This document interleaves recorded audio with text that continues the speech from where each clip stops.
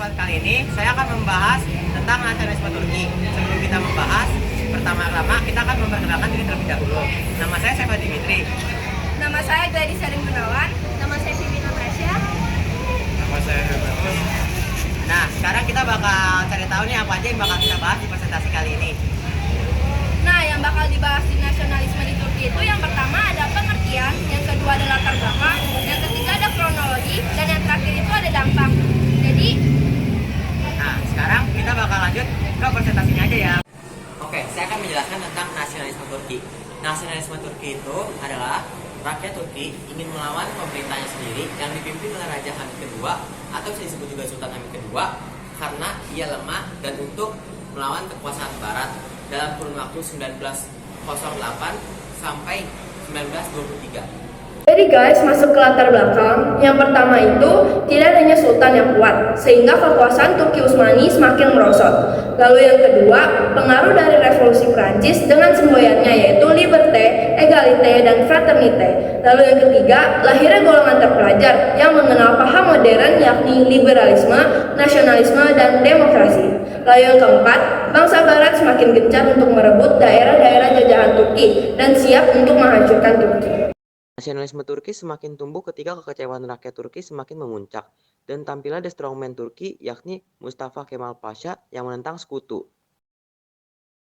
Dan sekutu Mustafa Kemal Pasha bersimpati kepada gerakan Turki Muda yang terbentuk atas dasar semangat kebangsaan, berusaha untuk mengusir kekuasaan Barat dan menentang pemerintahan Sultan Hamid kedua yang lemah.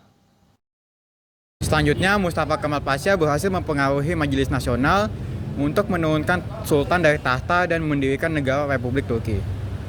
Pada tanggal 29 Oktober 1923, secara resmi diumumkan proklamasi kemerdekaan Turki. Sejak saat itulah kerajaan Turki Utsmani yang ortodoks dihapuskan dan digantikan oleh Republik Turki yang modern. Mustafa Kemal Pasha diangkat sebagai presiden pertama. Akhirnya, Turki berhasil mengusir sekutu dari wilayahnya dan memaksa sekutu duduk di meja perundingan untuk membatalkan perjanjian Sevres yang merugikan Turki dan diganti dengan perjanjian Lausanne pada tahun 1923 yang berisikan Turki tetap berdaulat, hanya kehilangan daerah penduduknya di Jazirah Arab.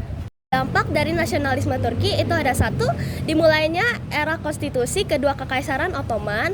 Dan kedua, banyak organisasi bawah tanah di Turki Utsmani yang mendirikan partai politik. Lalu yang ketiga, Bulgaria dapat mendeklarasikan kemerdekaannya dari Turki Utsmani. Lalu empat, lahirnya kelompok reformis di negara lain yang meniru Turki Muda. Jadi guys, pesan moral yang dapat kita ambil dari nasionalisme di Turki adalah di mana Turki bisa memperjuangkan cita-cita demokrasi dengan semangat keinginan untuk maju.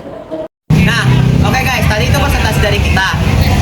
Sekian dari presentasi kita tentang nasionalisme Turki. Semoga apa yang kita sampaikan bisa bermanfaat ya untuk kita semua ya. Bye-bye.